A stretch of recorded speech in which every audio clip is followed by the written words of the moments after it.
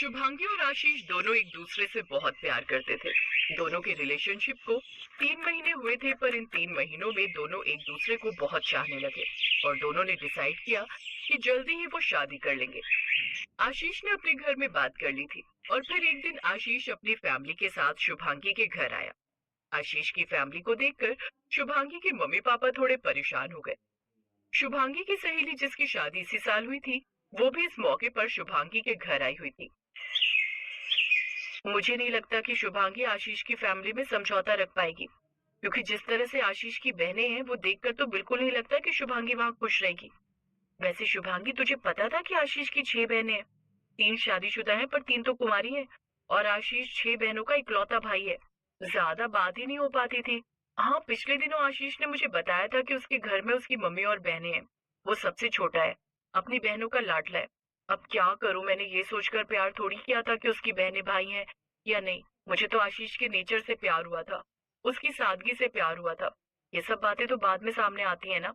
वो बात तो ठीक है, पर तू मुझे देख, मेरी 2 नंदे हैं और दोनों इतनी तेज हैं, हर समय आई रहती हैं। मेरी सासू माँ के कितने कान भरती हैं।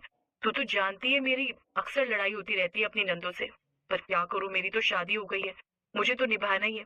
पर तेरे पास अभी भी समय है, तू तो ये शादी रोक सकती है। शादी के बाद पछताने से अच्छा है कि पहले ही संभल जाओ, पहले ही दूर हो जाओ। पता नहीं, मुझे भी घबराहट हो रही है। शादी होकर जाएगी, नंदों से भरा हुआ ससुराल होगा, सारा दिन रसोई में चूल्हा चौका ही करती रह जाएगी। तो रसोई में अभी शुभांगी की सहेली और बहन बातें कर ही रहे थे कि तभी माँ आ जाती है। शुभांगी बेटा, आशीष के मम्मी पापा और बहनें तुमसे मिलना चाहते हैं। एक काम करो, तुम चाय ले चलो। क्या हुआ, तेरा चेहरा क्यों उतरा हुआ है? माँ, आशीष की बहनें तो देखो, एक दो नहीं, पूरी 6 बहनें। मैं तो कहती हूँ कोई बहाना कर दो, शुभांगी परेशान हो जाएगी शादी के बाद। अभी इन सब बातों के बारे में बाद में बात करेंगे, अभी पहले शुभांगी को मेहमानों से मिलने तो दो। शुभांगी बेटा, तुम्हारा जो दिल कहता है तुम वही करना, ठीक है? चलो, तुम चाय लेकर चलो, मैं दीपा और अंजलि के हाथ नाश्ते की ट्रे भिजवाती हूँ। शुभांगी के मन में शादी को लेकर कई सवाल उठने लगे थे। जो खुशी उसके चेहरे पर सुबह थी, वो अब दिखाई नहीं दे रही थी। आशीष के परिवार वाले शादी के लिए हाँ करके चले गए। उन्हें शुभांगी बहुत पसंद आई थी।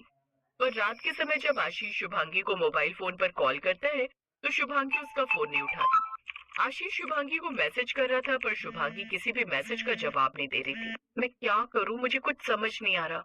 आशीष मुझे लगातार फोन कर रहा है, मैसेज कर रहा है, पर मैं उसे क्या कहूं, कैसे कहूं, ये समझ नहीं आ रहा। पर मुझे बात तो करनी ही होगी। शुभांगी आशीष को फोन मिलाती है और उसे अपने दिल की बात कहती है। हेलो। क्या हुआ शुभांगी? मैं कितनी देर से तुम्हें फोन मिला रहा हूँ और तुम मेरा फोन भी नहीं उठा रही हो और ना ही किसी मैसेज का जवाब दे रही हो। सब ठीक तो है ना? हमारे आने के बाद कोई बात तो नहीं हुई ना? मैं ठीक हूँ आशीष, यहाँ पर भी ऐसी कोई बात नहीं हुई है।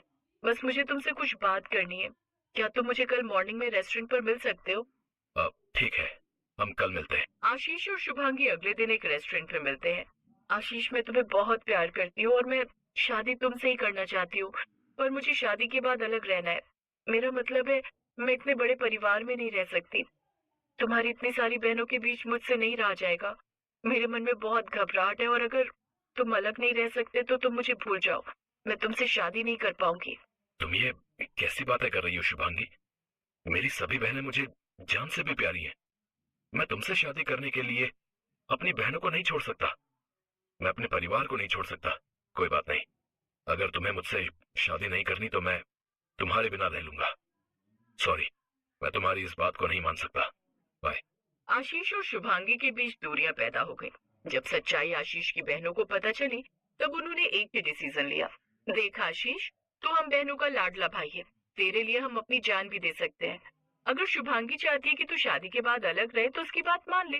देख, हम तीनों की शादी हो गई है, इन तीनों की भी कुछ टाइम में हो जाएगी, पर माँ को, इस घर को और तुझे शुभांगी की बहुत जरूरत है। हम जानते हैं तू शुभांगी से बहुत प्यार करता है, और तेरी खुशी में ही हमारी खुशी है। भाई, हमारा कहना मान, तू शुभांगी से शादी कर ले प्लीज। ज्योति ठीक कह रही है आशीष बेटा, हमें भी कोई एतराज नहीं है, और फिर अलग रहने में क्या ही बुराई है।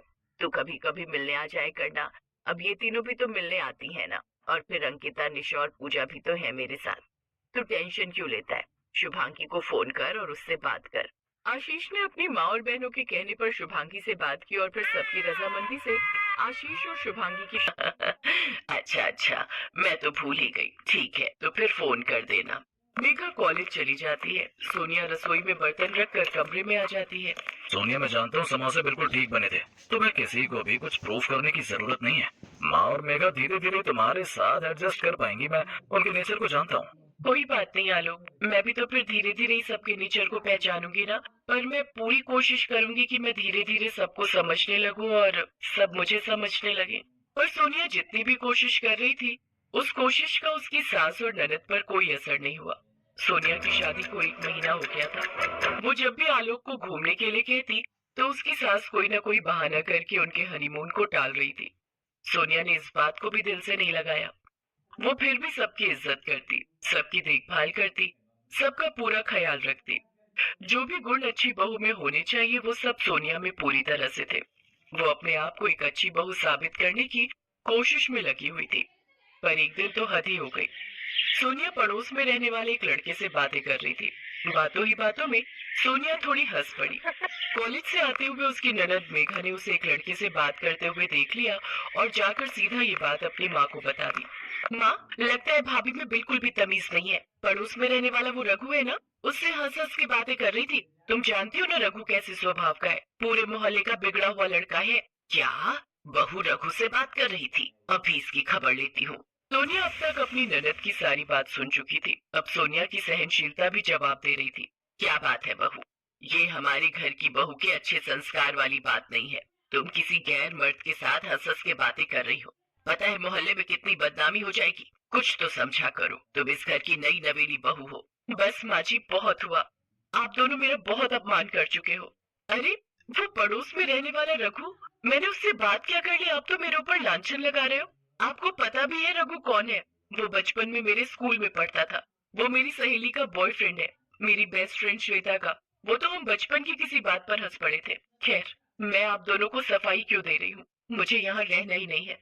मैं अपनी मम्मी के घर जा रही हूँ। आलोक आए तो आप उसे बता देना। सोनिया गुस्से में अपना पर्स उठाती है और अपनी मम्मी के घर आ जाती है। उसकी सास और ननद घबरा गए थे, क्योंकि आलोक के आने के बाद वो क्या ही जवाब देते कि उन्होंने ऐसी क्या गलती की जिसकी वजह से सोनिया घर छोड़कर चली गई। उधर सोनिया भी रोते हुए अपनी माँ और भाभी को सारी बात बताती है। भाभी, मैंने उस घर में आपकी तरह जगह बनाने की बहुत कोशिश की, पर नहीं। माँ जी और मेघा, उन दोनों ने मेरा अपमान किया, मेरे चरित्र पर उंगली उठाई। क्या आपको लगता है कि मुझे उस घर में रहना चाहिए, वापस जाना चाहिए? सोनिया, रो मत मेरी प्यारी ननद। मैं आलोक जी से बात करूंगी। तुम्हारे भैया और मैं दोनों मिलकर उनसे बात करने जाएंगे। बहू बिल्कुल ठीक कह रही है। अरे, हमने अपनी बेटी दी है तो ये थोड़ी है कि हमारा कोई सम्मान नहीं है। हमने अपनी बेटी को अच्छे संस्कार दिए हैं और वो मेरी बेटी पर इस तरह के लांछन लगा रही है। सोनिया, तुम्हें वहाँ जाने की कोई जरूरत नहीं है। अब पहले बात होगी तभी तुम वहाँ जाओगी। उधर आलोक भी अपनी माँ और बहन पर बहुत